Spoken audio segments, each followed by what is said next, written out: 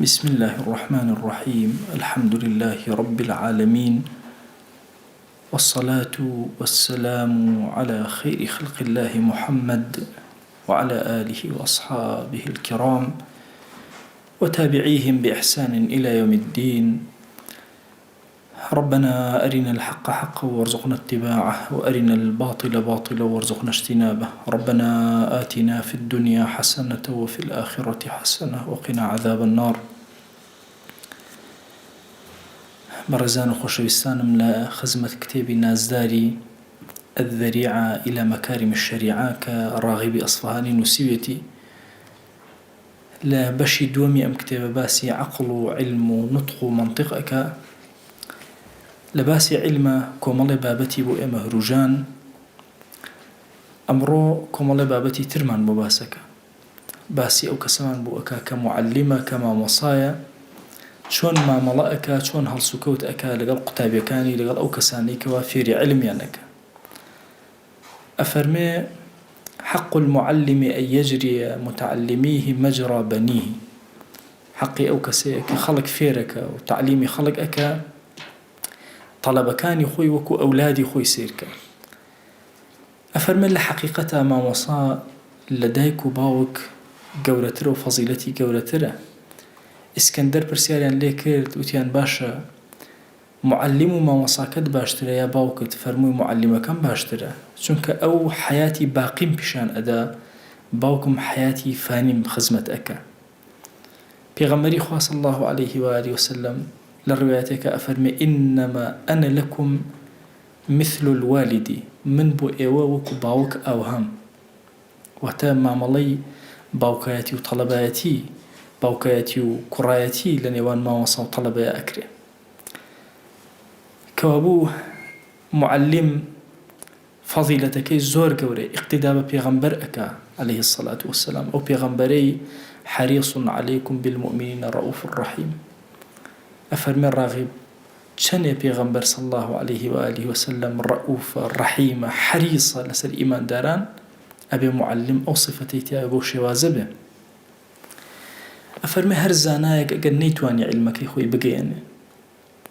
أفرمي بالضبط وكو كسيك عاقري بأولاد أوهايا كنسلي نية لبدواي خوي بجيب مني وهيج أولادي نية لخدواي خوي بجيب مني. أميري إيمان داران علي كر أبي طالب فرمويتي العلماء باقون ما بقي الدهر حتى وكو الزمان بميني زانيان هر أمينن أعيانهم مفقودة خوان نامن فقدانك وفاتك بلام وآثارهم في القلوب موجودة. أثري أو علماء زانيان لنا وضل كان هرميني هاي شيء لأيام لحياتي خومانا قد بدينكم الله زاناهن جي پنجيان بجيهشتوا جي پنجكانيان بأشكراها تاوكو إسا أبينين همو مزقوتي كومالي عالم وكومالي زانا وهمو منطقي كومالي زانا وبيغي قوري خوي هي باسيان أكري وهميش آثار كان تواجدي هي لنا ولو لدس خلقهن. أفرميه فهب لي من لدنك ولي يرثني ويرث من آل يعقوب. عرزم كردونك الراغب خوي مفسري كي قوري زول لخزمة قرآن أبو مفردات قرآن نسيو. أفرمي ما يتبيروزك بيغمبري الله بيغمبران عليهم الصلاة والسلام الله خواهيان وليك لو شيء من دروسك يرثني ويرث من آل يعقوب. أفرمي ما بس يونيا وشيء دروس بيو إرسي مالي بقري إرسي علمية بقو علم بياكا وعلم دروس بكا. أفرمي بيغمبران عليهم الصلاة والسلام همويا تنها خمي أوان وكاو علمان بقات الدواي خوان واتا خمي أوان وأولادي بجيب مني لدواي خوي نا علم كسب من علمك هل بقري. حتى أفرمكاتك فرميان وإني خفت الموالي من ورائي موالي ما بس إلا خزم الزيكا كان أترسم له يخزم الزيكا كان بينه تضييع أم علمك بفوتي أنك مالي دنيا هيجنيه سواء بون نبوني. والعلماء ورثة الأنبياء لفرما يشتكاك هاتوا شون ورثي بيغمبران ألم روانوك أبو معلم أو كسي علم فيري خلقك أبي الصفات بيغمبران تيابي عليهم الصلاة والسلام بو أوي نبريتوا علمەکەی نەبڕێتەوە ئەبێ گەشە بە علمەکەی بدا بیگەێنێ خزمەتی پێ بکە بزانێت چۆن باوەک لەگەڵ ئەولادەکان یان مامەڵە ئەکە ئاوا لەگەڵ خەڵکە مامەڵە بکە. ئەفەرمێ کاتێک کە وتراوە ئینەمە المؤمنون ئیخوە لەو ئاەتە پیرۆزە بەڕاستی تەلەبەکان ئەبێ لەگەڵ یەکترە وەکو یەک تاک یا کۆمەڵە برایەک ئاوا بن ئەمیش وەکو باوکیان بێ لە سەریانەوە. بۆیە زانا لەناو کۆمەڵگا زۆر ڕوتبەیەکی گەورەی هەیە ئەگەر فعلەن زانا بێ. حتى لە ڕۆژی قیامەتە ئەفەرمێ کاتێک کە براکان پشتەکەن یەکتر ئەوانەی کە زۆر دۆستیەکن و خەلیل یەکترن خۆشەویستانی الأخلاء يومئذ بعضهم لبعض عدو إلا المتقين كوابو أبي صفتي تقوى لإمامة هبه لعالمة هبه ولا طالبة كانش هبه أفرمي أبي الزور نرمو حليم به هميشة اشتكاني بالصراحة بطلبة كاني نڵێ وسيري أم زمانە مەکەن کە ئێمە فقدانی علەمای گەورە و کەسایەتی گەورە و کەسانی ژیر لەناو کۆمەڵگا و ئەمانەمان کردووە زۆر کە لەزەت لەوە ناکەین. ئەگەر نا دیقەت بدە ئەگەر تۆ مولازمەی مامۆستایەکی ئاینیت کردبێ هەڵەیەکت هەبوو بێ ئەو مامۆستا ئاینی هەڵەکەت ڕاستەوخۆ بۆ ڕێک ناکات تۆ فڵان کەس ئەو غەڵەتت هەیە چاکی کە بۆ شێوازە مامەڵە نابێ بکە. تعریض بە ئیشارەت پێوتن زۆر بەهێزترە لەوەی ئینسان بە سەراحەت بێڵێ. بۆیە ڕاغیب ئەفەرمێ تعریض زۆر باشترە. بۆچی یەکەم ئەفەرمێ ئەو نەفسانەی کە نەفسی بەرزن خۆیان حەز ئەکەن معنە هەڵبژێرن نەک سەر ڕاستەخۆ هەموو شتێکیان پێ وترێ. بۆیە تەنها ئیشارەتێکان العاقل یەکفیه الإشارة ئیشارەتێکی بەسە بە ئیشارەتێک پێ ئەڵێ تێئەگەێنێ ئەو شتت غەڵەتە ئەوە مەکە. مەلا عەلی هەبوو خەڵکی گوندی وێنە بوو پیان مەلا عەلی سەیاح زۆر کات کە ئەیویست شتێ باسکە مەسئلەیەکی باسە کرد لە مەجلیسەکە کە خەڵک دانیشت بوو هیچ ڕەبتی بە مەجلیسەکەەوە نەبوو مەسئلە مەوزوعێکی خۆی بۆ خۆی باسە کرد. دوایی خەڵکەکە بۆ منیان ئەگەڕاوە یان ماوەسە فڵان کەس لە مەجلیسەکە بوو ئەو سیفەتە پیسەی تیا بوو ئەو نەهات وڵێ فڵان کەس ئەو سیفەتە چاکە ئەی کوڕە کوڕەکانم بەخوا مەسەن دزی زۆ خراپە ئاوا ئیتر دەسەوێ باسی دزی دوای جەماعەت یان ماوەسە هیچێکی تیا بوو فعلەن دز بوو دەسی باش نییە دەسی پیسە. مەلا عەلیش هات بە ئیشارات باسێکی وردی خراپەکاریەکانی دزی ئەکرد و تەواو حەقینەوە بەسەریەوە. وەی عولەما بێ ئەم تعریضەی زۆر هەبێ دائما ئەو کەسەی بەرامبرت حەز ئەکا بە ئیشارە خۆی فکری خۆی ئیستیمبات کە ماوەسا مەبەستی چی بوو لەمە. دووەم هەیبەتی ئینسانەکان لە بین یەکترە بە سەراحەت لە سەراحەتە ئەشکێ بەڵام لە تعریضە ناشکێ. بۆیە دائما ئینسان بە ئیشارەت بەرامبەرەکانی تێبگەێنێ. دۆستێکت هەیە ڕەفیقێکت هەیە هەڵەیەکی هەیە وەخوا فڵان کەس ئەم تەبیعەتەوە هەیە زۆرم پێ ناخۆشە قەت وای پێمەڵێ بە ئیشارەت بە باسکردن بە ئینسان بەتاتی عالمی گەورە نابێت ڕاستەوخۆ بکە بە ئیشارەت هەندێجار بە دوعای خیر بڕواکەنەوە عالیمە گەورە و زانە و دانایانە جاری وەها بۆ کەسێک چۆتە لایەن هەڵەیەکی هەبووە ئەمان هاتوون کە بینیویانە ئەم هەڵەی هەیە ئای چەند گریاون لە بەردەم خۆیان و هاواریان کرد خۆی ئەم عەبدە لەو هەڵە ڕزگار کرد. ئەمە عەبدێکە لە عەبدەکانی تۆ بەخوا پەروەردگارە ئەمە لە ئێمە باشترە فڵانە سیفەتی باشە ئەوەی باشە بەخوا خۆی ئەو سیفەتەی باش نییە یا ئیلاهی وەرە بەهانایەوە چارەسەریک.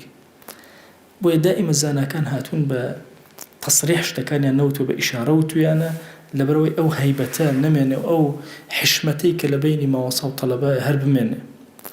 سێهەم تەسریح یەک جارە بە یەک کەلیمە ئەوترێ بەس تعریض بە هەزاران شێوازە ئەوترێ. ئیشارەت ملیۆنی ئیشارە هەیە بۆی بەرامبەرەکە تێگەیەنی لەوەچی هەر کەسەی بە جۆرێک لە ئیشارات تێبگە بەڵام تەسریح یەک دانێ. بۆیە فەرمێ دائما ئیشارەت بەهێزترە. أم آية بيروزة أفرمي حتى إذا جاءوها وفتحت أبوابها وقال لهم خزنتها سلام عليكم طبتم فادخلوها خالدين. أفرمي دي قد بدأ عندي محذوفاتي محذوفات الجواب زورة بۆی ڕەحمەتی خوا لە ئیمامی جورجانی بێ ئەفەرمێ شاهیدی ئێم لە بەردەم خوایە لە عەرەبیە حەزف باشترە لە زیکر یعنی ئەگەر شتێک حەزف کەی باسی نەکەی زۆر گەورەترە هەتا وەکو باسی کەی چونکە باسی کرد ئەبڕێتەوە ئەگەر باسی نەکرد زۆرە. دیقەت ئەم ئاەتە پیرۆزە بدەن ئەفەرمێ سەلام عەلەیکم طیبتم تەواو ئەرێ لەسەر چی تووشی ئەم طەیبی و ئەم بردنەوە بوون ئەم خۆشحاڵی لە چیەوە لە چی کردەوەیەکەوە لە مەجهولە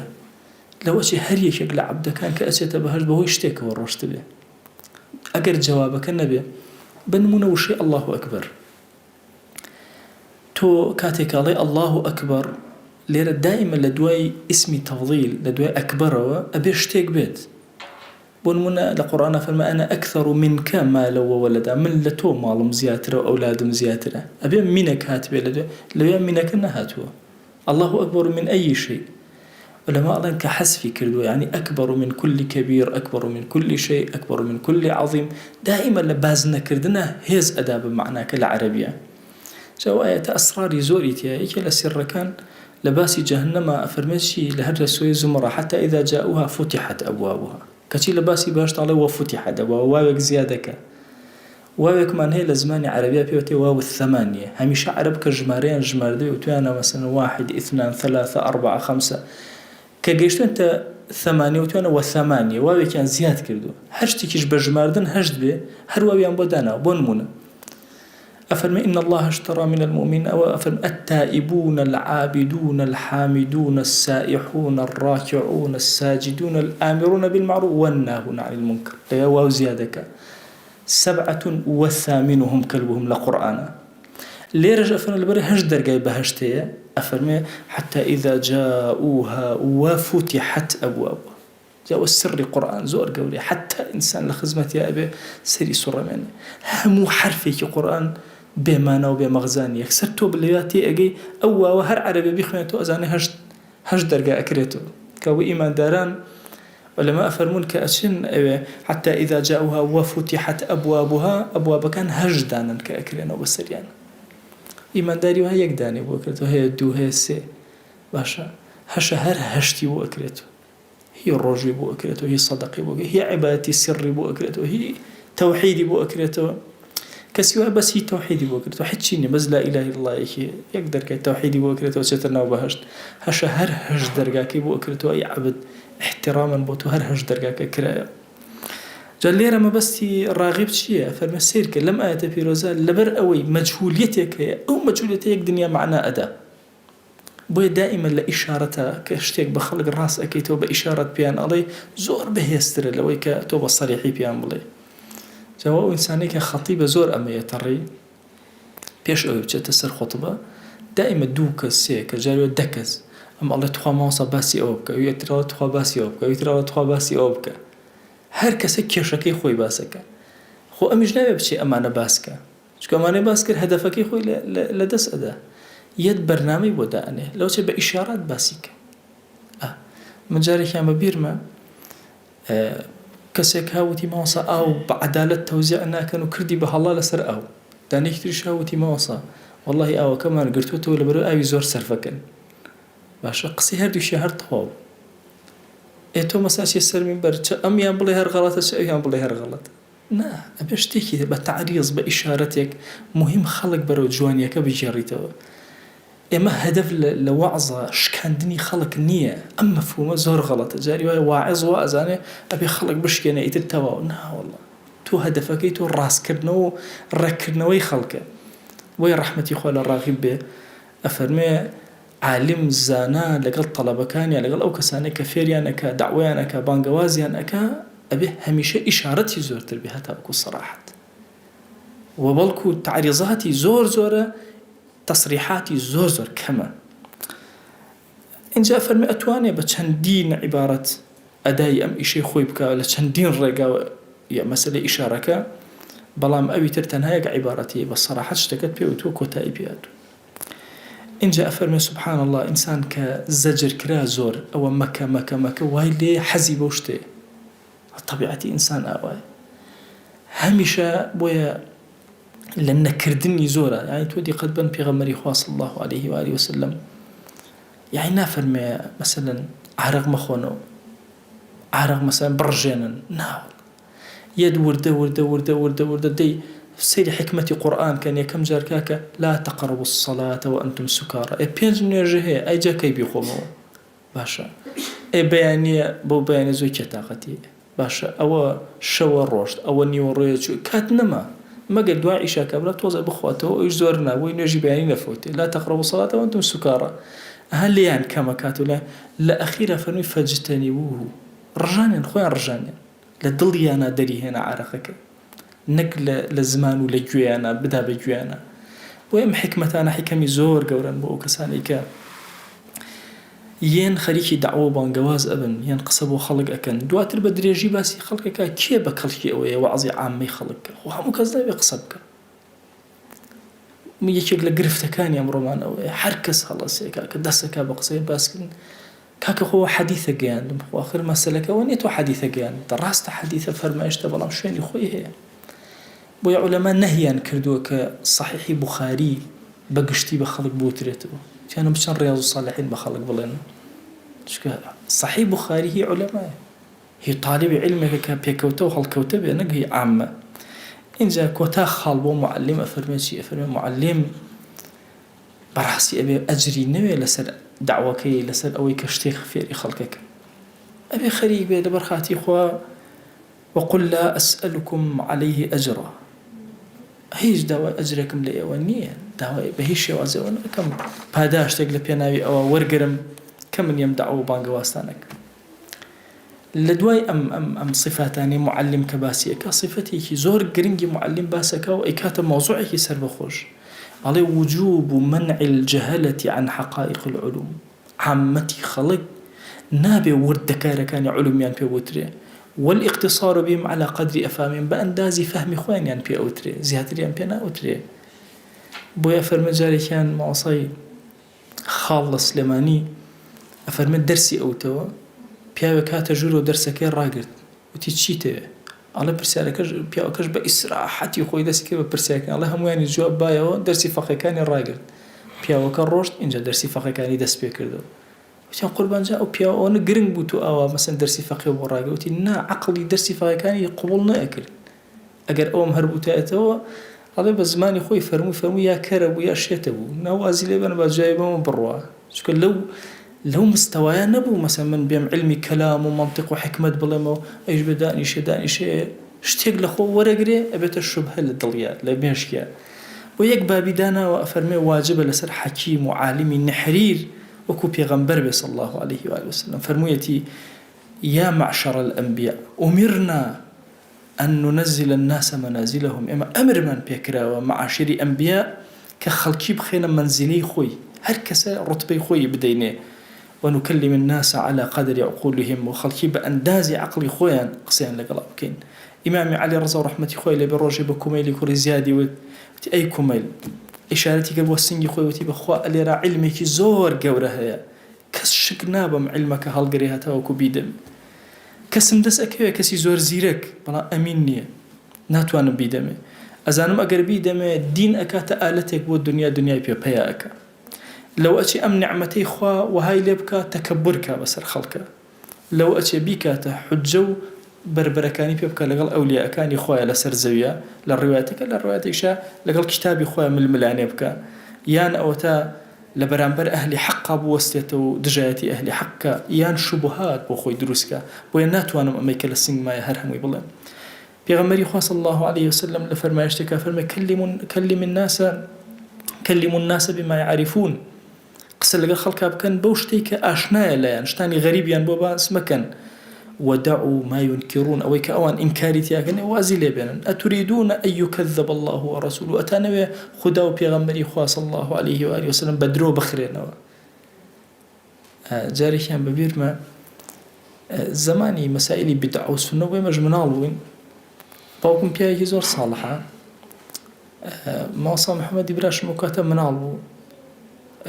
بخوانا زاوتي تشيني الذين باكم زهت الربوتي كل رالات شو النيو أمانة لخوتي إمام النووي باك شو تي إمام النووي شيعي هو عشان دعاء من زور قرا وتباوك كل إمام النووي بياك زور باكم زور قريا تي كل خطأ أو تبخوا راسك خطأ أو إمام النووي شو أنا وتبغى لقوة زاوتي إمام النووي راشي كده عشان يكسر سبحان الله اللي يباكم أو يكروتي كشتك غريب وبلا ونيبستو أو أنا وتي إمام النووي الشيعية دوهايج مثلا زور بشيمان ولا شوية كإمام النووي الناس نوعي كتيرة أبوي جاري وهي كسك مثلا مقداری علومی لەو ئاسانیە ئینکاری لەو شتێکە لە شەرع بە هیچ شێوازێک نابێت و ئەو شتەی بۆ باسکە مەرجنی هەر شتێ زانیت کە بەیانیکەی. ئیسای کوڕی مەریەم فەرموویەتی حکمەتتان ناگا لێبێ لە غێری ئەهلی خۆی مەیدەنێ بەخوا زوڵم لەو حکمەتە ئەکا کە ئیدەیت ئەگەر ئەهلی خۆشی پەیا بوو نەیدەیتە زوڵمە لە ئەهلی خۆی کردو بۆیە زۆر ئاگاتان لە مروارەکان بێت لەسەر زەویان. ولو علم الله فيهم خيرا لأسمعهم ولو أسمعهم لتولوا وهم معرضون. پیاوچاکێک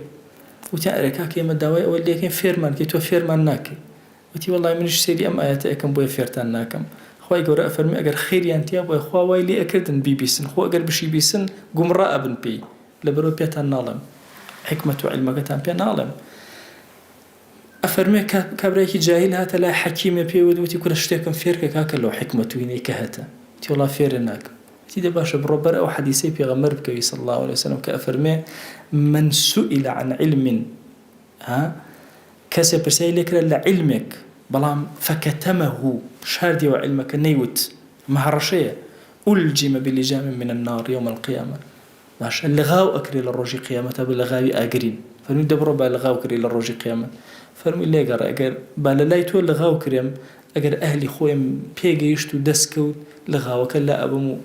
لەوێ ئەیان دەمێ لێرە با لەغاو کرێم لە ئاگرە هەر نێڵێ چونکە ئێرە شوێنی خۆی نییە حکمەت و مەرواریەکەم ئەفەوتێ. ئەفەرمێ مەسئلەیەکی زۆر گەورە باسەکە ئەڵێ خۆی گەورە لە قورئانە باسی ماڵی کردو ماڵ ئەگەر کۆمەڵە مناڵی هەتی و هەبن ماڵی خۆیانیان هەیە لە بەردەچە ماڵەکەی خۆیانیان نادەیتێ کەی ماڵەکەیان ئەدەیتێ فإن آنستم منهم رشدا فادفعوا إليهم أموالهم حتى بون الرشيد إنجا ماڵی خۆیان بدەنەوە. ئەڵێ باشە ماڵ گرنگترە یا علم ئەڵێ ئەم طالبی علمەکە هاتووە عامەتی خەڵک کاکە لەم مەسئلە مرواریە جوانی پێغەمبەر صلی الله عليه وسلم تێناگا ئەم مرواریە وەرە ئەگەر ئەم کەسە ماڵ بێ ماڵ نابێ ماڵەکەی بدەیتە چونکە نازانێت چۆن تەسەڕوفی لێ ئەی چۆن علمێکی ئەدەیتە کە نازانێت تەسەڕوفی تیا بکە. بۆیە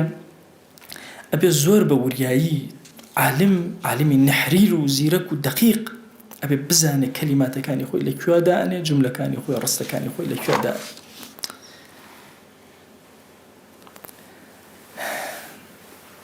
کۆتاشت کە باسی کەم لە خزمەتتانە هەر لەم بابەتەی کە ئینسان بزانێ لەکوێ علمەکەی خۆی دائەنێ. تەسەوور کە ئەگەر علمی هەندەسە بە کەسێک بوتر بەڵام کەسەکە شایستەی ئەوە نەبێ کەسێک ژمارە نازانێ تۆ هاتووی مەسەلەن هەندەسەی پێڵێ دوایی خانوویەکت بۆ دروستەکە جارێ پەنجەرەی نییە جارێ پەنجەرە و دەرگاشی نییە جارێ باشە قەناسە بۆی ڕێک نابێتەوە دنیا هێلێتەوە هەرچی ئەکە خۆ زانیویشێتی ئەزانێت دیوار ئاوا دروستێک بۆی هەموو کەس وەستان نییە و هەموو شاگردێکیش باشە پشت وەستان نییە کە بتوانێت ئیشەکان بە دوای وەستایە بکە. جاری وا هەیە شاگردێکی هەیە کەسێک ئەوێ فێریکە سەرەتا ناتوانێت دەسی بۆ شلکە بۆ چونکە بەس دەسی بۆ شلکە دووسێش سەقەتێک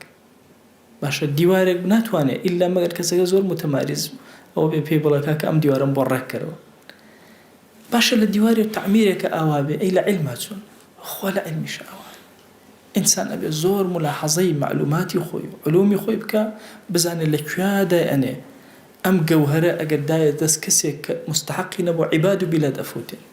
تعطیلی عیلمەکە ئەبێ ئەگەر داشێ دەست کەسێکەوە شایەنی بوو هەڵی گرت ئەم عیلمە بە جوانی گەیاندی بێتە بەرەکەت لەسەر زەویە. بۆیە عەزیزانم مەسائلی علومەکان کاتێک ڕەب العالەمین هەندێک خەڵکی هەڵبژاردووە هەندێک لە عیلمەکانی پێداوە بەڕاستی ئەبێ وەکو طەبیب وەکو حەکیم ئاوا بن بزان لەکوێ عیلمەکە دانێن وەکو باوەک بن لەگەڵ مناڵەکانیانە بزان لەکوێ چی باشە بۆ ئەوان هەر خواردن بە خواردنی خۆی چەند باشە ئەگەر کەسی هەر بە زۆر خواردنی بدەیتێ تەحملی ناکە ئەبێتە نەخۆشی لێ علمیش ئەو هەیە هەر بە زۆر علم کەی بە قوڕیاغا ئەبێتە نەخۆشی و دەرد. بۆی ئەمڕۆیەکی لە گرفتەکانمان لە کوردستان ئەگەر دیقەتتاندا بێ بەڕاستی ئینسان شەرم ئەکا هەندێک جار فەرمایشتی پێغەمبەرە صلی الله عليه وسلم تەواو بەڵام سەرەکەی کەسێکی جاهیل ئەوەندە بە ناشیرینی ئەدایەکە لەوەچی خەڵک قسەش بەرامبەر بە پێغەمبەر بکەن صلی الله عليه وسلم. جارێک مامۆستا تاهیری بامۆکی لە مزگەوتی شافعی وتارێکی زۆر خۆشیدا باسی جوانی پێغەمبەری کرد صلی الله عليه وسلم فەرمووی وەرن سیرکەن چەند جوانە ئەخلاقی ڕەوشتی دڵی هەرچی شتێتی تی باشە بۆ خەڵک ڕقی لێبێت تێزان بۆچی بروی لە ئێمەوە سیرەکە لە ئێمەوە سیر ئەکەن بوویە ڕقیان لێبێت دیقەت بدەن ئێمەین وهامان کردووە کەلیماتەکانی ئەو ڕەوشتەکانی ئەو ناشرینکەین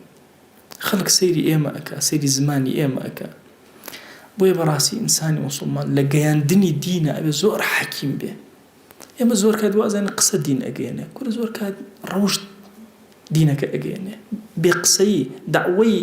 غێر ناتق باشتر تا ناتق جاری وایە ها کەلیمەیەکی جوان دکتۆر بەهاءالدین هاتبوو لە بەریتانیاوە ئەو ئافرەتێک ئەو پێویستی بە وردە هەبوو ئەو منیش هەردوو دەسم گیرا بوو ئەو عەلاکانم دانا و پێی وتم وتی وردەم ئەمە تەلەفۆنێ بکەم وردەم پێ نییە ئەوتم بەسەر چاو ئەو شتەکە قیمەتی نەبوو ئەی 100 دینار 200 دیناری خۆمان ئەی پارەکەم دا و عەلاکانم هەڵگرتەوە ئەی هەر ئەوەنم پێ و بای بەشی تەلەفۆنێکی ئەوی ئەکرد ئەو کە ویستم بڕۆم وتی تخوا پرسیارێک لێ بکەم ئەوتم فەرمووی تۆ موسڵمانی وتم بەڵێ تەنها موسڵمانە کە ئەبەخشێ و قسە ناکە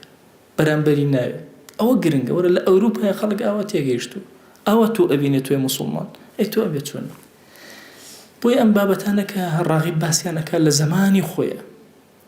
بۆ ئەم زەمەنەی ئێمەشە بەڕاستی بێ گەنج و شەباب لە خۆی ئەو قسە نەکە ئەبێت تێبگە قوڵ ببێتەوە نابێ هەموو شتێ بە گەنج و شەباب بوترێ حتا قەریحەی علمی بەرز ئەبێتەوە فکری ئەگاتە مستەوای ئەوەی کە ئەو معلوماتانە یەکە وەرگری خوای گیان داوەلی ئەکەین بە ناوی جوانت بە صیفەتی بەرزێ بە ئیسمی عەظەمت ڕەحمەت و بەزەی و کەڕەمی خۆت بەسەرمانە ببارێن عەفوی خۆت بەسەرمانە ببارێن لێ خۆشبوونی خۆت بەسەرمانە ببارێن دڵمان پڕکە لە نووری ئیمان یا ئەکرەم الئەکرەمین خوای گیان ئێمە گوناهی زۆرمان بەرز کردوێتەوە بەڵام ئەزانین تۆ زۆر بە ڕەحمی عەفومان ئەکەی لێمان خۆشە بی یا ئیلاهی لێمان خۆش بە یا ئیلاهی بەزەی بەسەرمانە ببارێنە یا ئیلاهی عەفوی خۆت بەسەرمانە ببارێنە گوناهێ بە ئاشکرا کردومان عەفومان کە گوناهێ بە پەنهان کردمان عەفومان کە گوناهێ نەمانزانی کردمان عەفومان کە گوناهێک زانیمان و زیادەڕەویمان کرد یا ئیلاهی عەفومان کە بەخوا پەروەردگارە ئێمە لێ بێباوەڕی و لە عینادیمان نییە کاتێ گوناهەکەین ئەوە شەهوەتە زاڵەوێ بەسەرمانە عەفومان کە یا ڕەب العالەمین خوای داوات لێ ئەکەین بە ناوی جوانت بە صیفەتی بەرزە بە ئیسمی عەظەمت دڵمان ئارام کە ماڵمان ئارام کە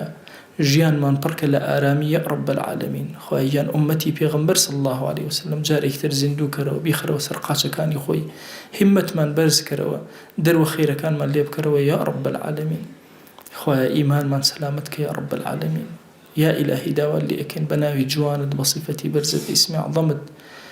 خوای بە خاتی گەورەی خۆت لە گوناهی دایک و باوکمان ببورە لە گوناهی براو خوشەکانمان ببورە لە گوناهی خێزان و هاوسەر و مناڵەکانمان ببورە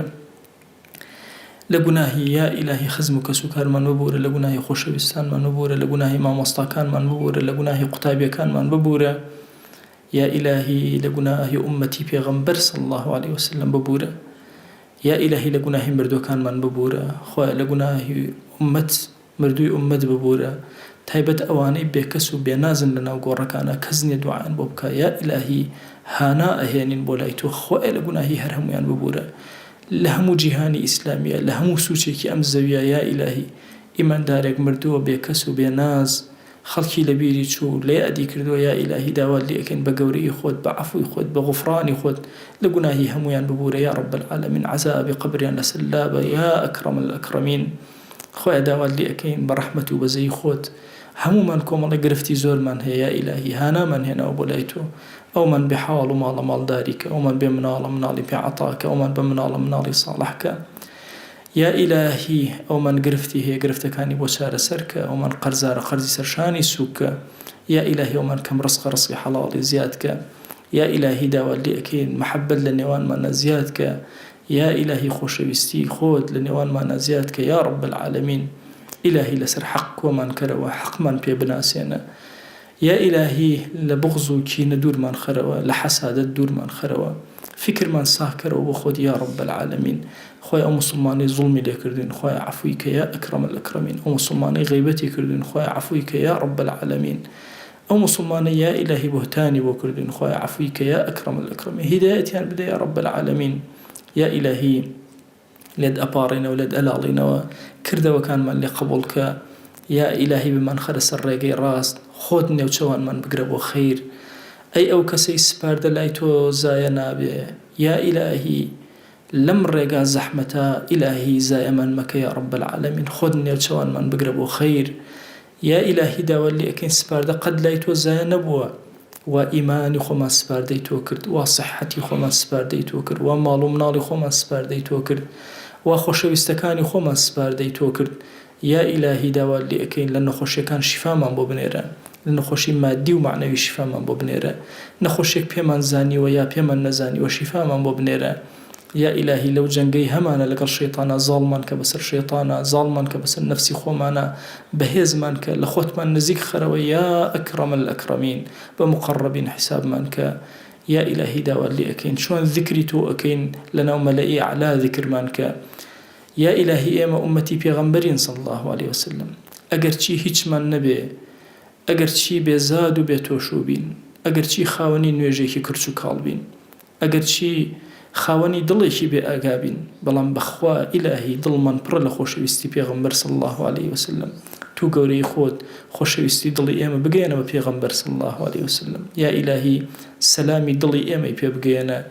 یا ئیلاهی سەڵەواتی خۆت بەسەریا ببارێنە یەک ناومان لە خزمەتیا بێنە یا رب العالمین یا ئیلاهی داوات لێ ئەکەین بە ڕەحمەت و بەزەی خۆت دوعاکانمان قبوڵ کە گیرا کە لێمان یا رب العالمین علومی شەرعیمان زیاد کە فکرمان ساغ کەرەوە بۆ خۆت یا رب العالمین بەهێزمان کە لە خزمەتی دینەکەتە یا ئیلاهی بەخوا ئێمە شەرممان ئەکرد کەلیمەیەک بڵێن کەلیمەی پیاوێکی زۆر گەورەمان شەرح کرد ئەمشەو یا ئیلاهی داوات لێ ئەکەنم کەلیماتانە لە دڵمانە جێگیر کە بەهێزمان کە ئەم وڵاتەی ئێمە یا ئیلاهی پڕکە لە عیلم لە کەسانی خواناس کەسانی بەرز ئەولیای گەورە یا ئیلاهی داوات لێ ئەکەین پیاوی زۆر گەورە لەم وڵات و نیشتیمان و کوردستانی ئێمە هەڵکەوتووە یا ئیلاهی بێگەورەمان مەکە بێسەرکردەمان مەکە ئومەتەکەی پێغەمبەر صلی الله عليه وسلم زۆر لە زەحمەتیایە یا ئیلاهی خۆت بەهانەمانەوە وەرە خۆت دەستمان بگرە خۆت بەهێزمان کە خۆت پاڵنەری سەرەکیمان بە یا رب العالمین بۆ خواناسیت بۆ تاعەتت بۆ چاکەکاریت یا ئەکرەم الئەکرەمین یا ربی خوایە گیان ئەم دەرسە و تەواوی دەرسەکانی ترمان لێ قبوڵ کە بەرەکەت بەسەر ئەم ڕێکخراوە ببارێنە یا ئیلاهی بەرەکەت بەسەر ئەو مناڵانە ببارێنە کە ڕوو ئەکەنە ئێرە